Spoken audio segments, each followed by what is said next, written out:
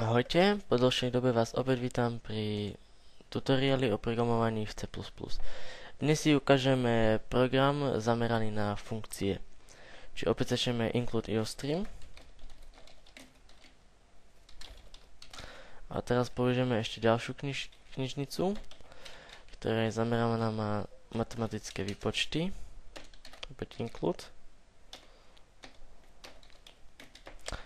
A CMAT, alebo v prípade, keď používate starší prekladač, môžete použiť aj mat.h. Ten sa používal prevažne v jazyku C. CMAT. Opäť int main. Hlavičku funkcie a začiatok čela funkcie. Ups.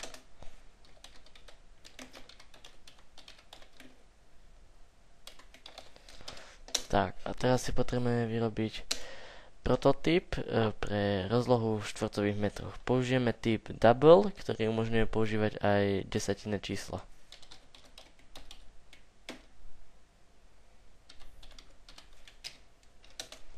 Tak, opäť napíšeme v count, čo od programu vyžadujeme, aby sme do neho zadali. Budeme používať aj funkciu cin.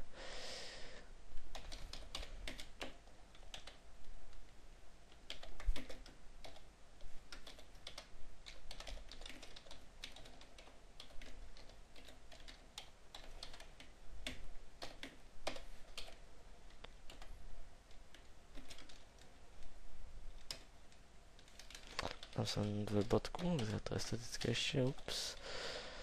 Tak, cin.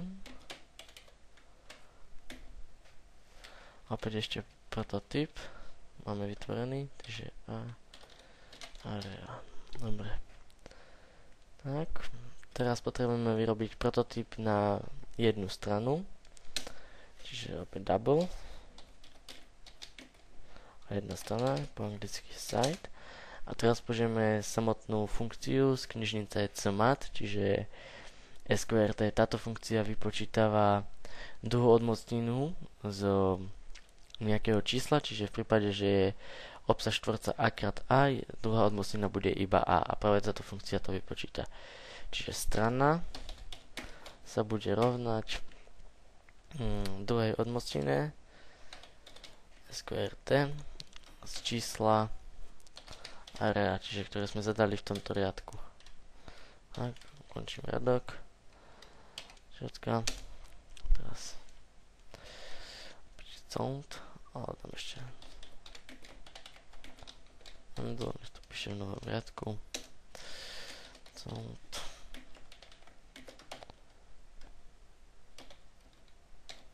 Jedna strana. Reťazový zápis. Ups, ešte sem. Mám tu čiarku. Size, čiže strana. A metrov. OK, bodka.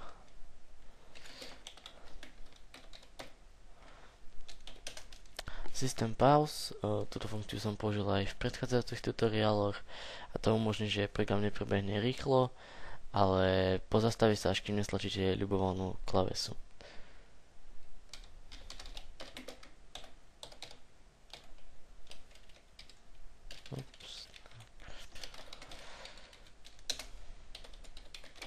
Retro 0. Končím čelo funkcie a môžeme program vyskúšať. Dáme spustiť. Preložiť a spustiť. Teraz nám tu zadať rozlohu štvorca v m2 25 a musí nám byť 5, áno, čiže program funguje. V nasledujúcich tutoriáloch si ukážeme prípadne ďalšie funkcie. Čaká nás tam ešte funkcie definované užívateľov, to bude najbližší tutoriál. Čiže teším sa na vás a pozerajte nás znova.